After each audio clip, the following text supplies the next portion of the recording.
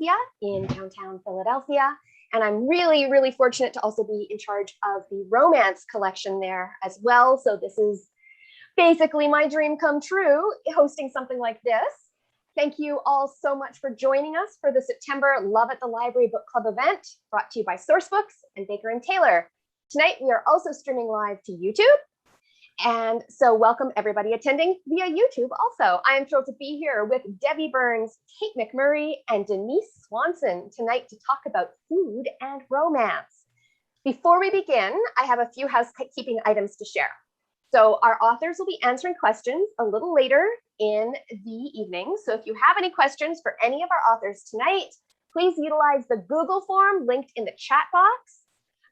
That will go to our wonderful book elves behind the scenes who will pass me all the questions at the end, and I will ask the authors for you. Participating in tonight's event will also enter you to win a romance book bundle, and the winners will be announced at the conclusion of the program. So let's get started with learning a bit more about our wonderful authors. First, we have Debbie Burns, who is an award-winning best-selling author and 2019 Holt Medallion Award of Merit recipient. Her highly praised Rescue Me romance series features happily ever afters of the 2- and 4-legged kind. She lives in a gingerbread house that's almost cute enough to eat in St. Louis. Hello, Debbie. Hi. Kate McMurray writes smart, savvy romantic fiction. She likes creating stories that are brainy, funny, and of course, sexy. She advocates for romance stories by and for everybody. When she is not writing, Kate edits textbooks, watches baseball, plays violin, crafts things out of yarn, and wears a lot of cute dresses, and also wears very adorable shirts, as you can see today. She lives in Brooklyn, New York, with 2 cats and too many books. There is no such thing. Denise Swanson is the New York Times bestselling author of the Scumble River Mysteries, Devereaux Dime Store Mysteries, Forever Charmed, and the Chef to Go Mystery Series, as well as contemporary romance. Her books all feature small town heroines and quirky sidekicks. She's been nominated for Romantic Times Magazine's Career Achievement Award, the Agatha Award, and the Mary Higgins Clark Award. Hello, Denise. Hello, everybody. Hi. Thank you so much for being here. It is wonderful to see you. And excuse me while I just readjusted my monitor. I think the first thing we should do is talk about your books. So I'm just gonna basically point at each of you and tell me a little bit about what your book that you're gonna talk about today is about and how you came up with the idea for it. Debbie, let us start with you. Okay, the one I'm talking about today is called Summer by the River. It's my first independent women's fiction. I also write in the Rescue Me series, dog shelter romance, pretty much. But the Summer by the River is set in Galena, Illinois, and it's kind of a little bit mystery of a single mother in Galena and her, why is she in Galena? Why is she hiding? What's her backstory? And a journalist comes to town researching a murder from his past that took place in the 1930s, and he starts asking some questions about her and stirs up her past as well. And it's set in a tea house, so even though it doesn't seem to be about food, there's quite a bit about food in the story. And what gave you the idea for this? Because I just found out, you just told me Galena's a real place. It is a real place. It's an adorable historic town set on the Galena River and the rolling hillsides of Illinois. And I had been there on a vacation and just walking through the town. I was already a writer at that point, but I had this idea and just wanted to write about the town and the history. And the idea of blending 2 stories, a current day story with a mystery of a past murder. And even though it's not mysteries women's fiction, that's in the backstory, and that was where the idea came to be. That's actually the women's fiction is more of a catch-all. You can put a mystery in and a romance in and yes. Some more general stuff, so it gives you a little bit more scope, doesn't it? Yes. Yeah. Nice. So Kate, let's talk about your adorable cat cafe. So Like Cats and Dogs is an enemies to lovers romance set around a cat cafe in Brooklyn. And it's a romance between the manager at the cafe and a veterinarian who just started working at the vet clinic next door. It's very loosely based on a real cat cafe that's here in Brooklyn that does a lot of, they try to adopt out their animals. So it's sort of it's a shelter in disguise, basically. So you come pet the cats, they tempt you to take them home, you eat pastries. And I was sort of going for a small town vibe in a big city. So it's very neighborhood based. There's lots of little small businesses on this one block. It's very based on real places, but the street itself that the cat cafe is on is fictional. So the two characters meet and get off on the wrong foot and argue and make out a lot and have a romance. As one does. Yes. Denise, let's talk about your Chef to Go series. Well, there's currently 3 books in the series. Today I'm going to talk about the first one, which is Tart of Darkness. I like to have punny titles for my mysteries. It's been argued that there's as much romance as mystery in my books. They are on the shelves as mysteries, but there's a lot of romance. You just don't get the happily ever after in the first book. You have to go through the whole series to get the happily ever after. It's set in a fictional town because I'm always afraid of being sued if I put a murder, if I set a murder in a real place. So I don't try very hard to disguise the town. It's called Normalton, which is inspired by Bloomington Normal, Illinois. And I like the college vibe. I like having the diversity of characters and ages that you don't sometimes get in a lot of mystery series. My sleuth is Danny Sloan, and she starts out the book as a disenfranchised HR person and ends up owning a catering company after inheriting bed and breakfast.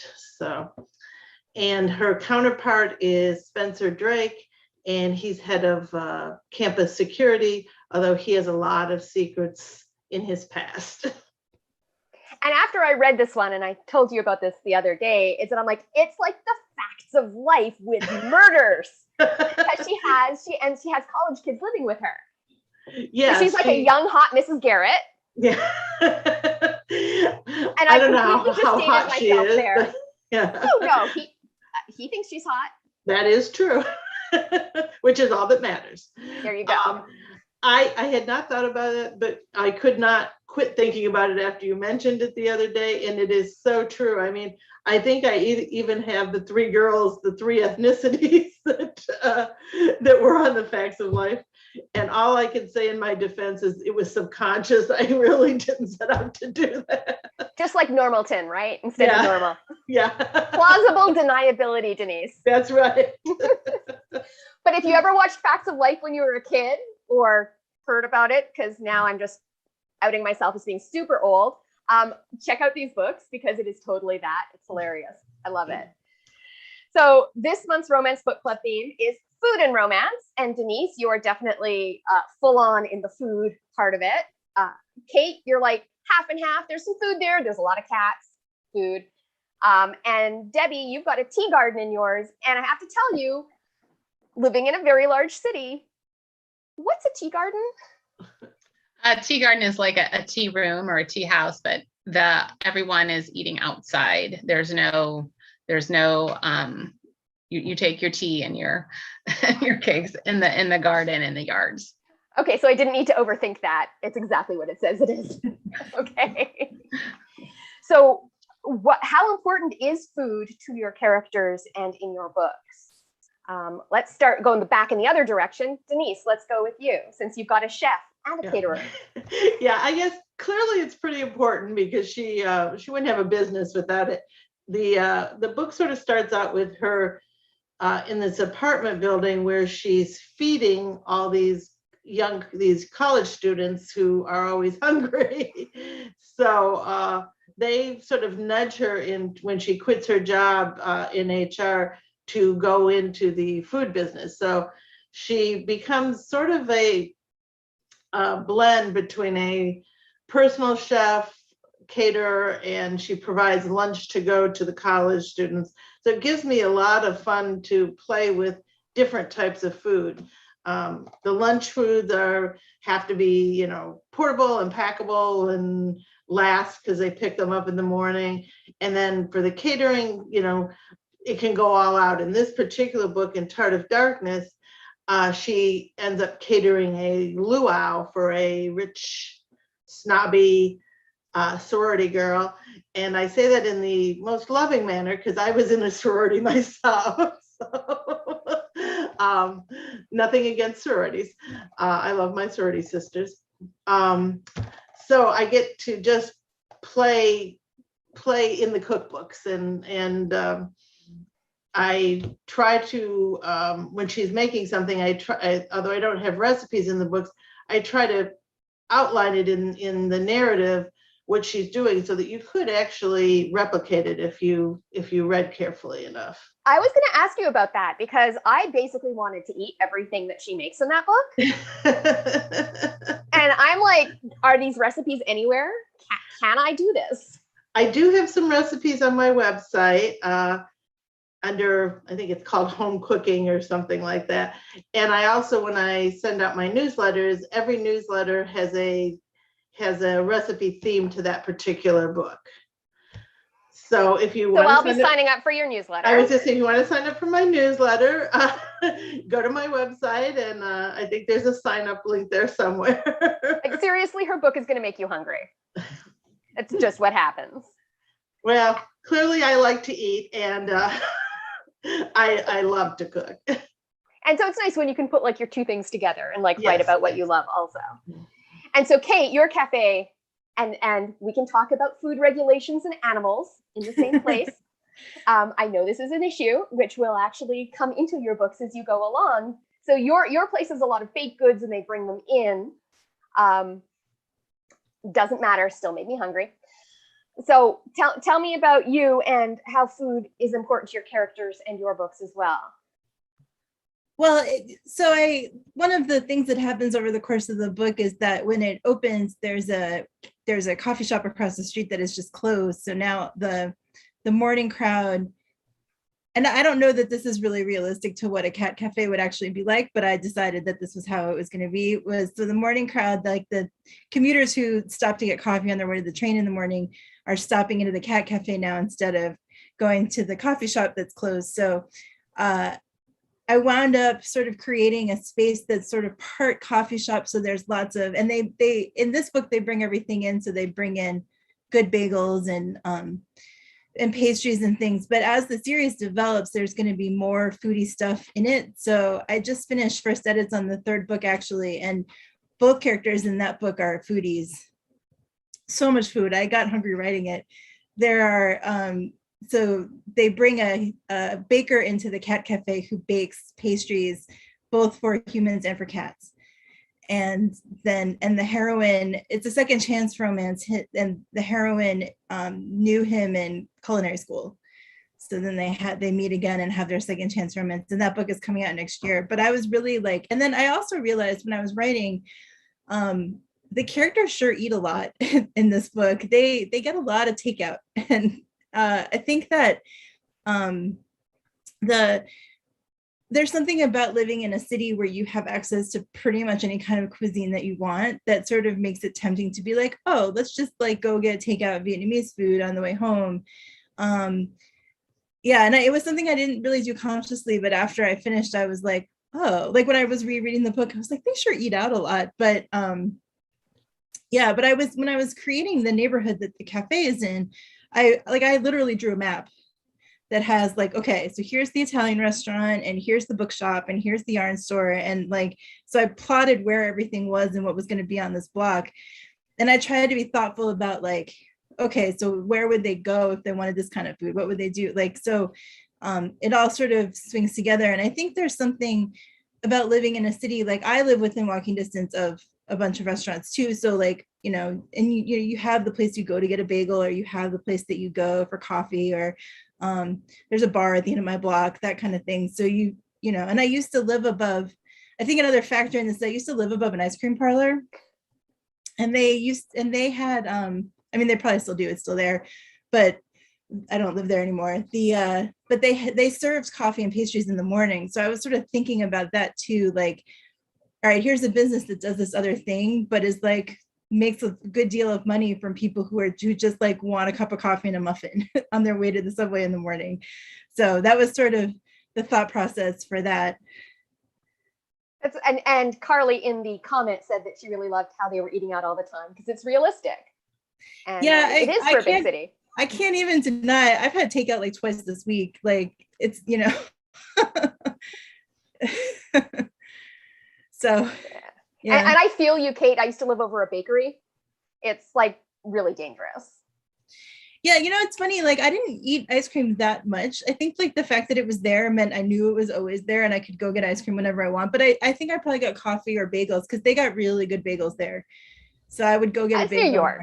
Yeah, like not everywhere in New York has good bagels, but they used to get bagels from another bagel place. They brought in their pastries. They didn't make them in-house there. So it was sort of cribbing from that idea. And then I decided that the space that the Cat Cafe is in used to be a restaurant. So it's got a kitchen in the back. So at some point the characters decide like, oh, hey, maybe we should use this kitchen. Oh my God. This is like my life. I love this. So let me quickly move on to Debbie. Otherwise I could talk about living in a big city and doing takeout all the time. Debbie, you have your tea garden, which is also like, I feel like, because it's also got like the pseudo bed and breakfasty type feel of a big house also, but they're not using it as a bed and breakfast. But this tea garden, now I have this image of people like sitting outside in a bower having high tea. I mean, that's just so appealing. So tell me about food and your characters and your book. So I based the tea garden and the old bed and breakfast on a bed and breakfast I had actually stayed at when I was in Galena. So I knew I had this good visual. It had very large grounds. And so I was able to just play with that. And I would say food is pretty important in the novel for sure, as is tea. I did a lot of research on tea while I was writing the book. And I did a lot of experimenting with different quiches because like Denise, if I had put a quiche in there, a quiche combination, I wanted to have made it. So I knew that it actually tasted good. And then I do the same thing where I send out recipes in my newsletter. I was just about to ask, should I be signing up for your newsletter too? So yes, yeah. The answer is yes. So one thing that I find really interesting about all three of your books, even though Kate's yours is set in Brooklyn, it's still this really kind of close-knit, tight community. And I was like, oh, they're all like small town cozy books. Even the one set in the city is like this little small town feel that. And for those of us who live in large cities, I think we're all familiar with this kind of really hyper local, like here's the 1 block, 2 block radius that you have where you know everybody. So all your books have that small town feel, whether they're in a small town or not. How important is it for you? Or can you talk to me about the appeal of writing in a community like that? Debbie, do you want to go first? Sure. I love the small town setting. I think that's my favorite setting to write in. And I know when I started with the Rescue Me series, my editor and I talked about the shelter itself served for the small town setting in that book. And then in this one, the tea garden, I would say, is largely the setting, but then the town of Galena itself, there's scenes within it as well. And so, yes, I love that small town setting. It fits that warm-hearted romance to me very well. What about you, Denise? You've made a career of this, so yeah.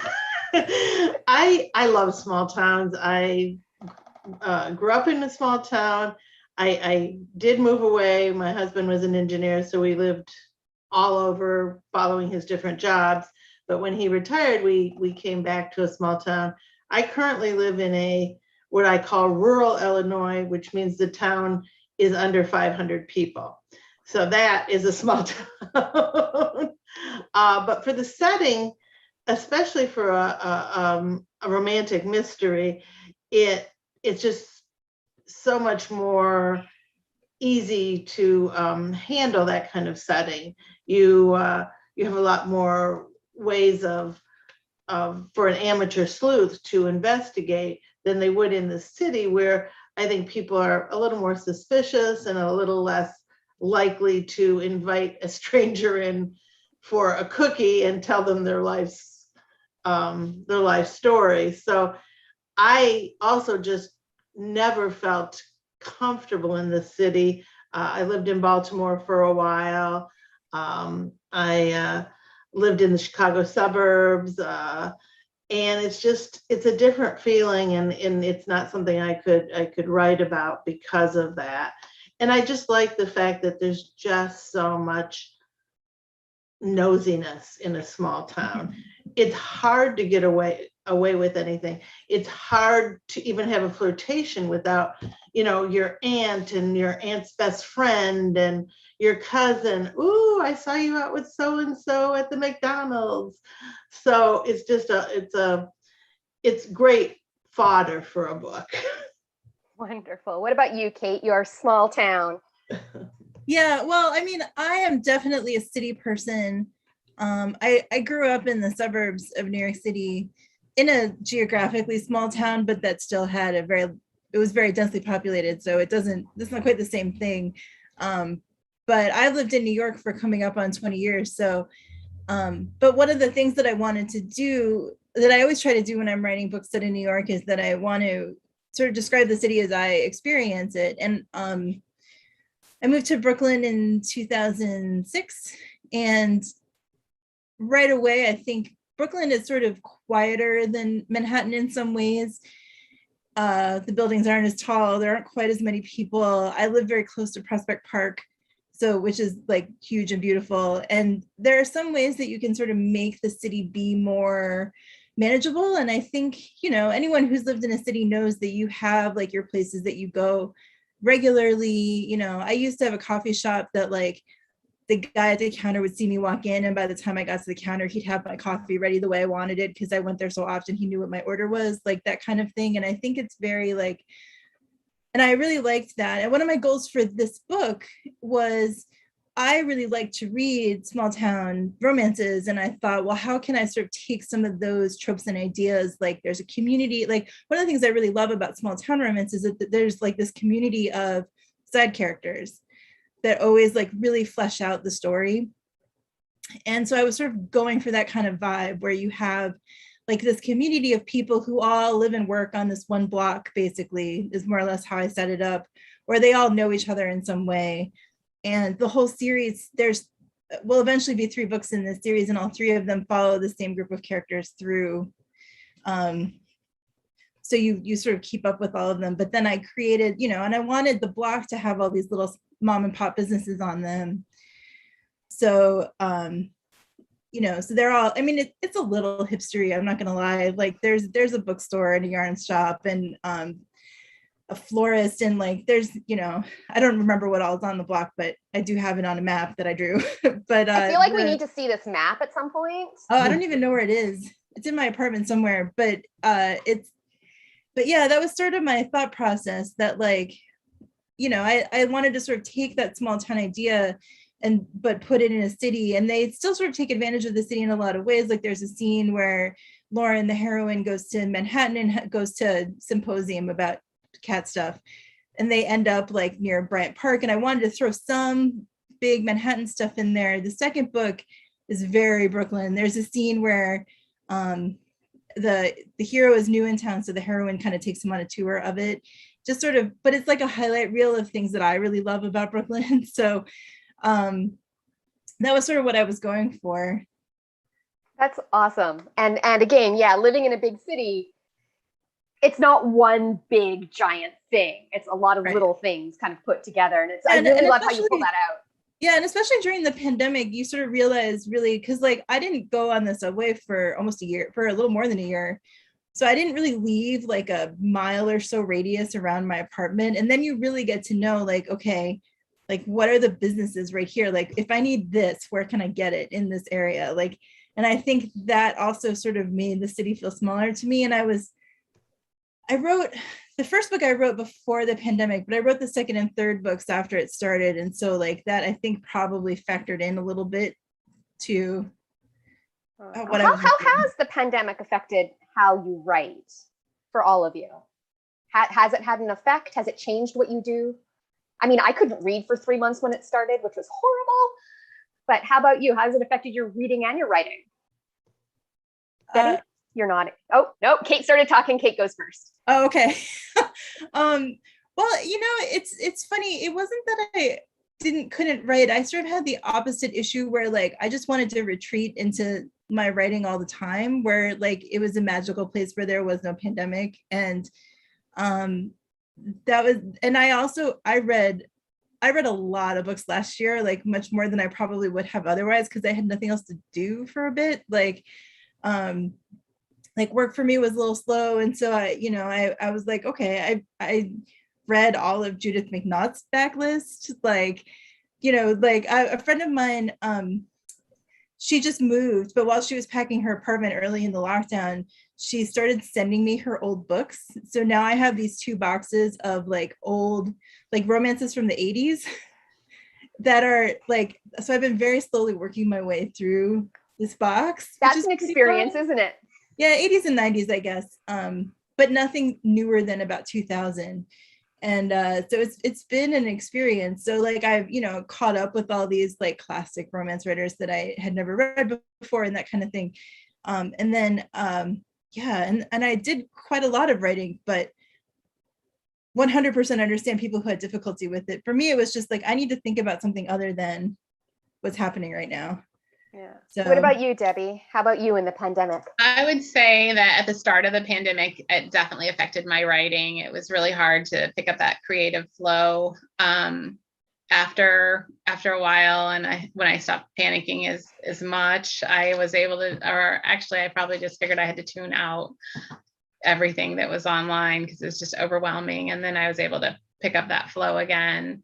And I would say even now, though, the biggest change, I was thinking about this the other day. I used to love to pick up my computer and go write in a coffee shop or a library, and I obviously don't do that now. So that's one way it's continued to affect my writing. But that sucks. I'm sorry. Yeah, that's all right. Yeah. What about you, Denise? Well, it's interesting. I really didn't think it had affected me that much. I'm pretty much a homebody anyway. I live in the middle of nowhere. There's no place to go anyway most of the time. Did pick up a lot more responsibilities from my mother and somewhat from my mother-in-law to help them a little bit more with the pandemic. But I realized my husband and I have been taking having little adventures, and it's nothing big. We went for a weekend in Madison, Wisconsin a while ago. I guess maybe about a month ago. And we went to the Circus Museum in Baraboo. And all of these ideas for scenes and people and books just rushed into my head. And I really hadn't had that kind of creative rush in probably a year and a half. And I mean, I was okay with the series that I was already writing. I knew these people, I knew the settings. I had ideas for them sketched out, for quite a while, but I just had nothing new occurring to me. And then yesterday we decided, or Monday, my husband and I decided, instead of going on our usual grocery trip into the neighboring Kankakee, which is not that big either, we went all the way down to Bloomington Normal, which is about an hour and a quarter from me. And, we just went to the different stores. We went to a different restaurant, just different circumstances. And I'm like, I could use this, and I could put this in this book. And so that's sort of what the pandemic did to me. It had stifled that creative flow. I think all writers, or I shouldn't say that, I shouldn't generalize, but for me anyway, I take a lot of what happens to me and the environment and what I witness and what I eavesdrop on and put those things into my books. And I had none of that input into my life. And, not to drag this on too long, but the other thing is I've had a lot of my readers ask me if like the next books are going to feature the pandemic. Am I going to acknowledge it? And the answer is no. In Denise world, the pandemic never happened. And since I am the queen of this world, I proclaim that it never happened. Because I don't want to deal with masks and social distancing and that's the superficial part, but I also don't want to deal with the emotions, the depression and the overall just heaviness of that situation for so many people, especially the elderly. Yeah. Yeah. It's funny, actually, early in the lockdown, I was working on the second book in the Cat Cafe series. And I realized after I wrote the first draft that the characters hardly ever touched. And I think it was because I was just so steeped in like, oh, we have to keep our distance. And I was like yelling at my TV, like, don't stand too close. So like, I think like the psychology of what was happening had sort of seeped into my brain. And I had to really fix that in the book. So has the pandemic happened in Kate world? No. What about Debbie? No, well, in the Rescue Me series, no, because the stories were set too close, the titles, and I couldn't work. I'm like, how do you work the pandemic into that? But would you even want to? No, and I feel exactly like Denise shared. It's just heavy, and are people tired of hearing about it? They want to read to escape, and so yeah, it was a hard decision, But one thing I noticed that I do is I always, if they were talking about, make sure you mention like washing your hands if you're going to eat. And I'm like, that's just so weird to put it in the book, but I'll once in a while put a line about that, just that a little bit. It's sort of like the old days of romance when before prophylactics had to be mentioned in every scene. Yeah, make sure they're wearing a condom. Yeah, and where consent had to be, are you sure you want to? Yes, I'm sure I want to. Can I take off your bra? Yes, you can take off my bra. Absolutely. So speaking of how you're getting your inspiration back, Denise, can you guys talk to me about how much research goes into your book? And Denise, specifically, I want to know is how do you decide how you're going to kill people off? And any favorite facts or tidbits you learned while doing your research? So Denise, let's start with you because I want to hear about murders. Well, when I first started writing, my editor did not want any kind of conventional murders. She didn't want them, shot or stabbed or anything like that. So I had to come up with some pretty unconventional ways to kill people. And surprisingly, I was good at it, which worries my husband quite a bit. But a lot of it is just, I'll see something on television. I watched this program called The Untold Stories of the ER, and it's always some weird way these people have been injured. And of course, they saved them. I killed them off using the same thing. Probably the most interesting death I ever did was, as I mentioned, my husband was a chemical engineer, and he worked a lot in food factories, specifically like Nestle chocolate and Hershey and things like that. And he came home one day and told me that one of the workers had fallen into a vat. And instead of being a nice person and saying, "Oh my gosh, that's terrible," I'm like, "Did he die? Could you die that way?" And I used it. I know. I used it in a book called Murder of a Chocolate Covered Cherry. That's awesome. Kate, how about you and your research? Because it's based on a real place, right? Yeah. I wound up doing a lot of research into, it was a little different for each book in the series, but I wanted, for the first one, I had to get the feeling of how a cat cafe functioned, what it would look like, what the decorations might be like inside. And that involves some in-person trips, but sitting in a room with a bunch of cats is not really a hardship. So, but I did, so I placed it, the Cat Cafe, the real one that I based mine on, used to be on Atlantic Avenue in Brooklyn. And I wound up sort of basing, it moved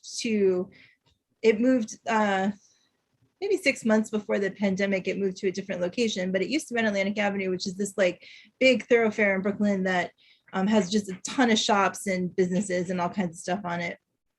And I decided that I made up a street, but I put the cat cafe sort of oriented geographically. If you know Brooklyn at all, you will probably pick up on clues in the book for where I situated the story.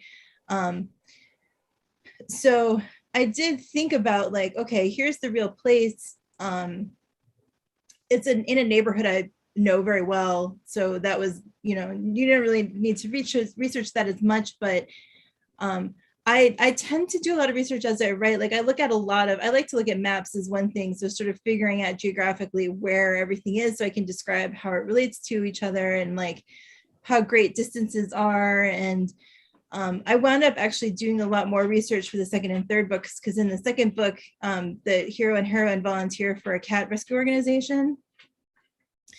And I know who it's going to be about then. Yay. But some of this sort of is inspired by some work that I did a few years ago. I was doing some freelance work for a pet related website that is now defunct, but we wound up having a few of these like in-person meet and greets with just like pet owners in the community as a way to like get to know the people in the neighborhood. And we would just like open invite everyone, come to this bar and we'll talk about animals. And I wound up meeting a guy who runs an organization that rescues feral cats. And so like, that's the kind of stuff that I wanted to pull from, because I was like, okay, if you're running a cat cafe and you want to engage with like pet businesses in the area, shelters and pet stores and that kind of thing, like who all would you be in touch with?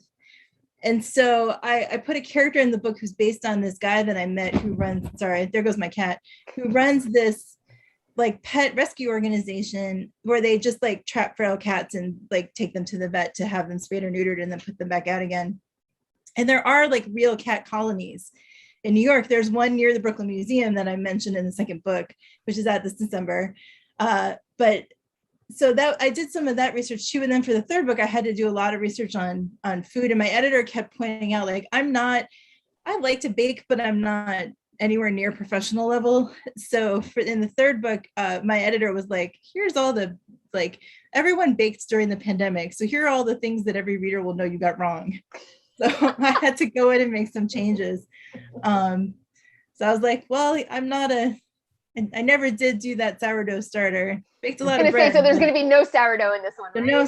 No sourdough in this book. I was like, that's a little bit beyond my knowledge base, but yeah, so that was, I mean, and I like doing research, so I typically do a lot of research for all of my books, depending on what the setting is, because I really like setting heavy books.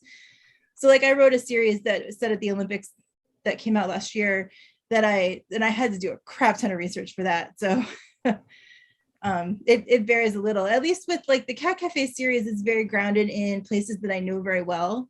So the setting came pretty easily because it's based on a lot of stuff that I have seen myself and experienced. So cool.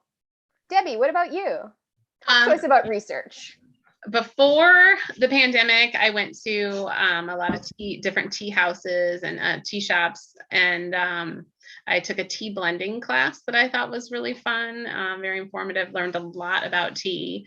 One tea house in particular in St. Louis that I just love, the London Tea Room. I've been there a ton and love it. If you're in the St. Louis area, it's definitely worth a visit.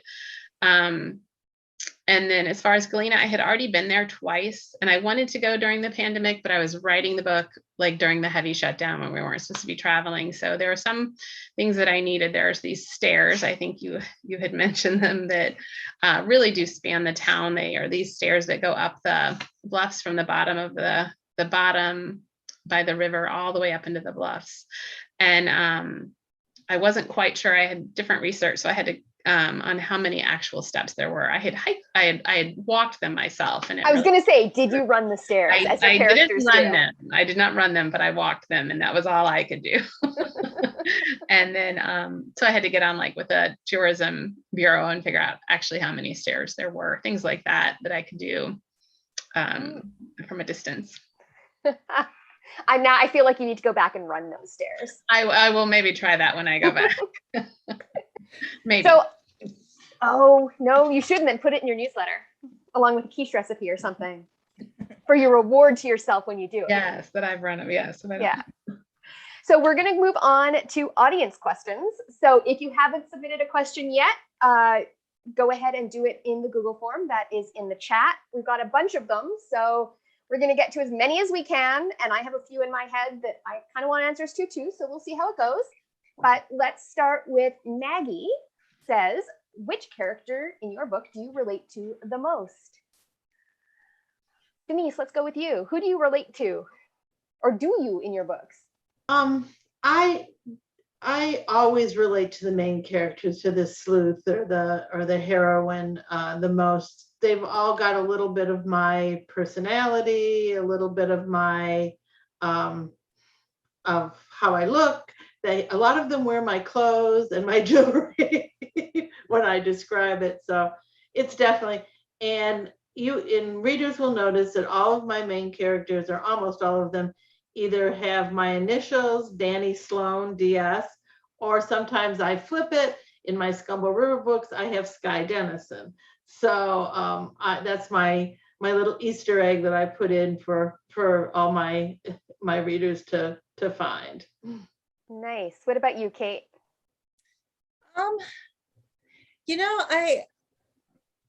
For this series, I think there's probably a little bit of me in all the characters, but of all of the characters that I've written, I think probably Lauren, the heroine in the first book, is the one who is the most like me. She's a little more cynical than I am, but I think that just sort of the way that she views the world and relates to it, and the book starts with her seeing the very first scene. She has just seen that her ex has gotten married and has all these like blissfully happy photos of himself on Facebook. And I had a similar experience a few years ago that I was sort of farming from. And so I think that like the way that she's approaching romance, where she's just like, look, I need to make sure that I am in a good place for myself first before I try to find somebody else. And that, I think that pulls a lot from my own life. What about you, Debbie? Do you relate to your main heroine with a secret past?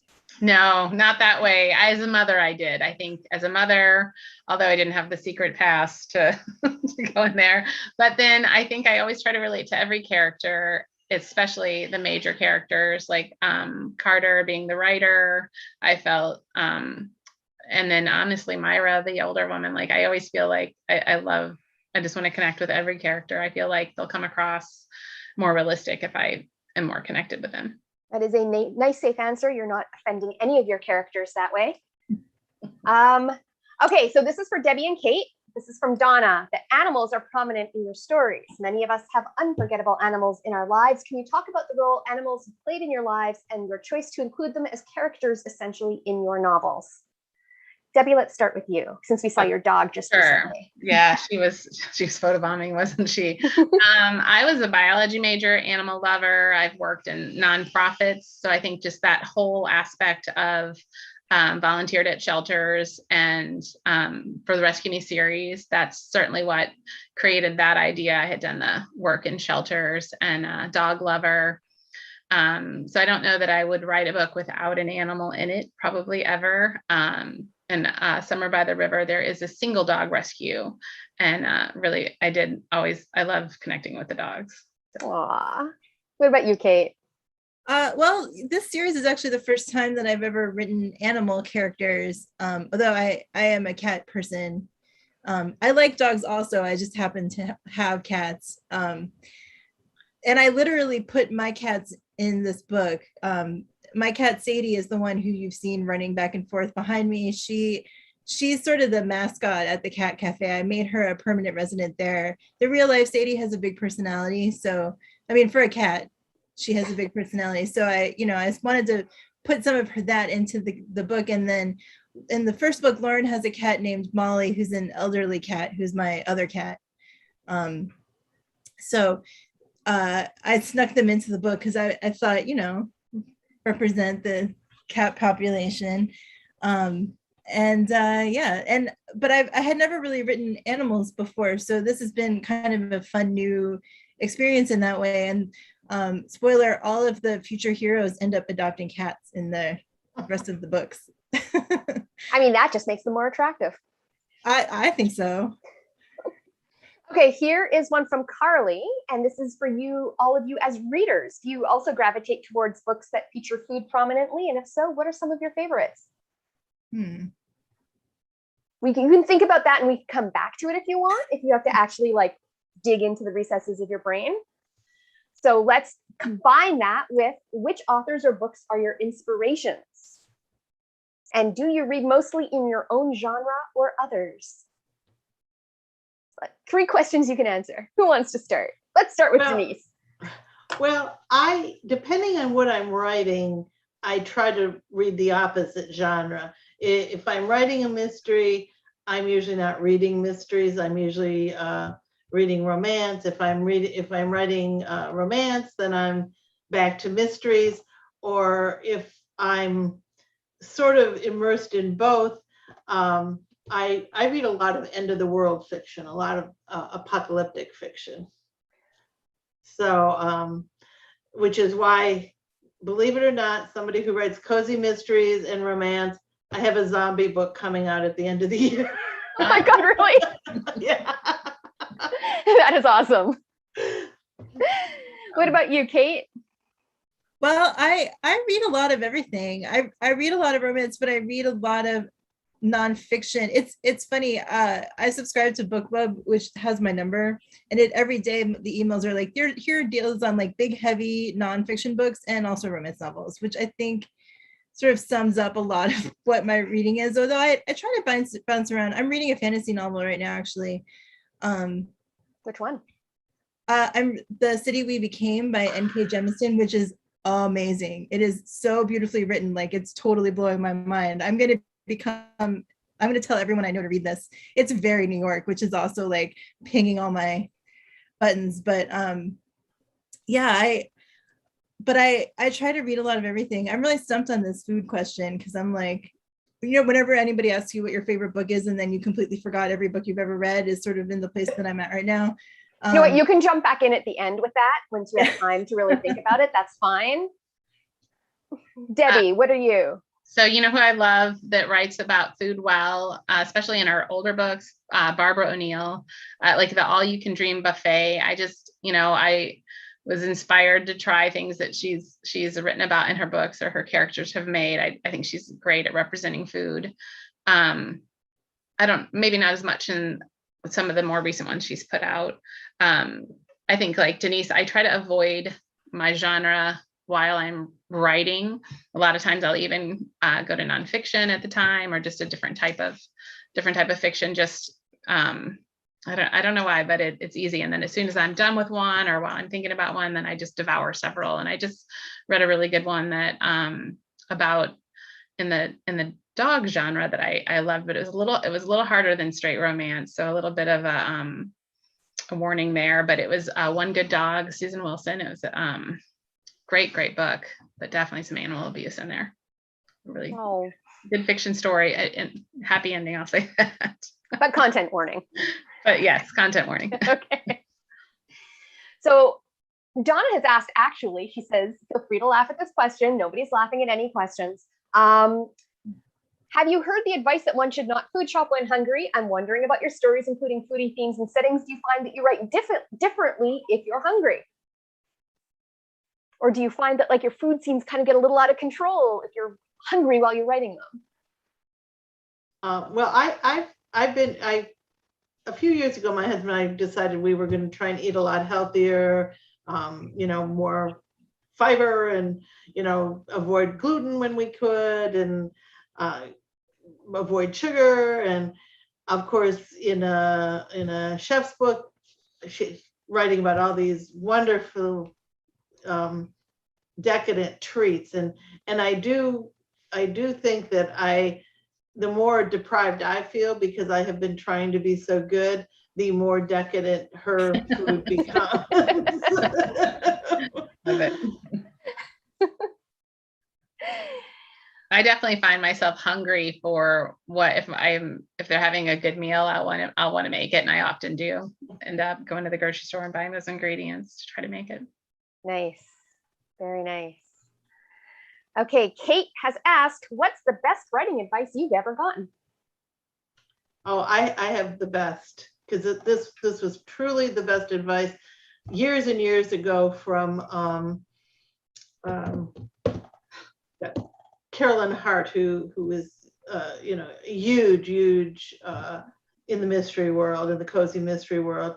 I was lucky enough to have her review a piece of my first book, and not review, but I guess critique it at a conference as part of a deal. And the best advice had nothing to do with the writing, had nothing to do with the characters. Her advice was, because we were talking about getting published back then, and the only option 20 some years ago was traditional publishing. Everything else was vanity press. So there was no indie. And she said, it's not how good you are, it's how bad you want it. And what she was trying to get across was a lot of writers, a lot of people who want to write will write that one book, they will submit it, they will get rejected a couple of times, and they will never try again. And what she was saying is, don't let that happen. And I think I ended up with about 170 rejection letters from agents before I was published. Wow. Yeah. And look at you now. And look at me now. Seems to have worked for you very, very well. I think it's good advice. I was in a critique group and I would say, I think there was 5 or 6 of us, and I would say a good half of our group were much better writers than I am. But they couldn't take criticism. They would get a rejection and they wouldn't resubmit. They were unwilling to rework the piece the way some of the rejections suggested. And I believe I'm the only one out of that group that, is successfully published. Wow. Kate, what about you? Best piece of advice you got? I think the best piece of advice that I ever heard was, I saw Sarah McLean do a panel. This was very early in my publishing career. And her advice was to find your tribe, which to me, like one of the best things about this is sort of, I have a group of writers, and now we have a group chat since that started around the time the shutdown started. But we chat almost daily of this group of writers that I'm good friends with. And it's such a fantastic place we bounce ideas off each other, or we vent sometimes about frustrating things, or we are able to check in with each other. And I have found that like having people that I can talk to about writing is so useful to me. And that I think has probably been like, and also like when you're feeling like, well, I'm a hack and everything sucks, like you need people who can get in there and be like, no, it's fine, you're just having a hard day, like, and I have found that the community and the friends that I've made in the years that I've been doing this have just been really invaluable to me. And that is, it seems like a really obvious piece of advice, but what Sarah McLean said specifically is to find people who are about at the same place in their career as you are, so you sort of grow together, which I think is like an interesting thing to think about, but that is sort of what I found, and it's been really great. Nice. Well, she is magical, and I would listen to everything she says. Debbie, what about you? Best piece of my advice? favorite advice was Stephen King's "Write with the door closed, edit with the door open." I think that's some of my favorite advice over the years, that sometimes, like Denise is kind of suggesting, you just have to be open to that feedback for revisions. And then also, I think that once you send in that last round of copy edits, your story really doesn't, technically it belongs to you, but you just need to let it go at that point. It's for the readers to like it or not like it and embrace it, and just, it becomes just a story. Don't read your Goodreads. Yeah, be gentle on yourself if you do, Yeah. right? Yeah. Okay, we have just 5 minutes left. I've got a few more questions, so answer real fast. Of course, the next one from Donna is, tell us about your writing process. Do you have any particular procedures? Do you listen to music when you write? Give me a quick bullet point of how you do it. Denise, let's start with you. I do a very rough first draft where I'm pretty much just hurrying to get the story out before I forget where I'm going. That could be my age. The rest of you probably don't have that issue. I then I do a reverse outline for my second draft where I'm looking for all the plot holes and I'm adding description and humor and clues. And then I do a third draft, which is the final polish. Nice.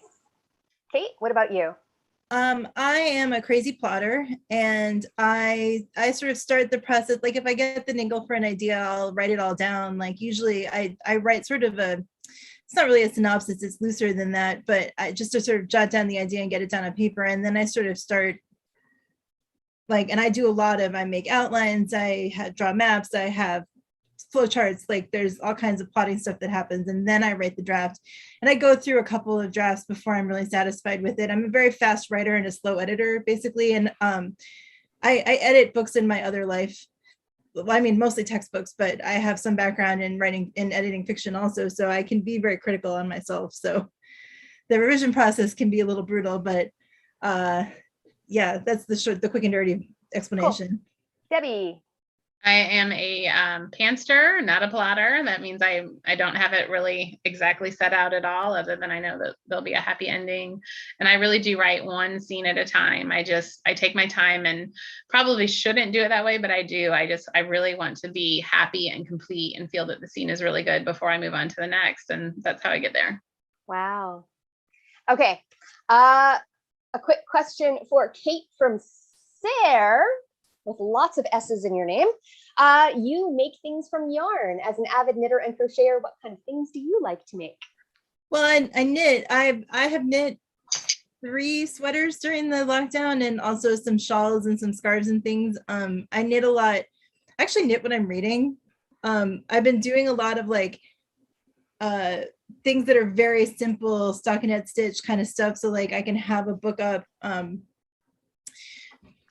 my laptop or propped up, and then I knit, just keep my hands busy so I'm not distracted by and looking at other things. But yeah, I do crochet also, but I like knitting more.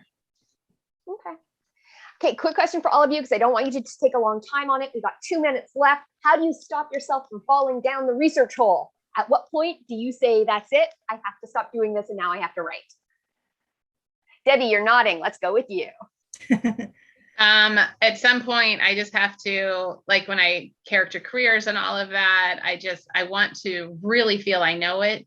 And then I have to just give myself permission to just go on, and then later in edits. And I do try to connect with someone in that career and ask questions and have them read scenes that are heavy, career oriented and things like that. Great. Denise? I don't fall down the research hole because I don't enjoy research. So I do what I have to do. A lot of times I will actually get my husband to do the research for me. I'll say, I need to know about this certain thing. And because he loves, I think it's an engineer thing. He loves to Google and search and find things, and I really don't. So it's not a trap for me. I don't enjoy it. I do what I have to do, or I assign it to other people. Perfect. It's nice to have someone else to do the work for you that you don't want to do yourself. Yes. What about you, Kate? Well, I find actually that research tends to inspire what I'm writing. So if I read something and I'm like, oh, that's incredible, I have to figure out how to put that in the book somewhere, that sometimes will throw me back into writing rather than getting stuck researching. I love research, but yeah, I get that it can be a trap, but I got great advice from a professor in college who was like, there comes a point where you just have to stop. Tell yourself, all right, you've done enough, stop here, move on, which is something that I hear her voice in my head when I'm falling down rabbit holes like that. Yeah. Well, thank you so much. Thank you to everyone who participated in tonight's event. And Emily is going to be listing the winners' names in the chat. So make sure you check there to see if you won a romance book bundle. If your name is listed, she hasn't done it yet. Emily, get on this. please email Emily Ludloff with your address so she can send you your prize. Her email is, you're going to make me spell this out, Emily, emily.ludloff, Ludloff, @sourcebooks.com. So you can actually get your prize. Oh, look, Nancy Race, Donna Rasmussen, and Carly Spina. Congratulations. If you are also a mystery fan, we'd love to have you at our September Mystery at the Library event on Wednesday, September 29th at 7 p.m. Eastern for a special event with Jonathan Santlofer, author of The Last Mona Lisa. And maybe he'll even tell you how he got threats from the curator at the Louvre after writing his book about the very real theft of the Mona Lisa. So if you are interested in hearing more, we have entered the registration information for the upcoming event in our chat. I am ahead of you, Emily. You need to put that in the notes now. So thank you again for joining us. Thank you, Denise Swanson. Thank you, Kate McMurray. Thank you, Debbie Burns. And thank you everyone for joining us. We hope you have a wonderful rest of your evening. And we will see you next month for our next Romance at the Library as well. Thank you so much for coming, everyone. Thank you. Bye.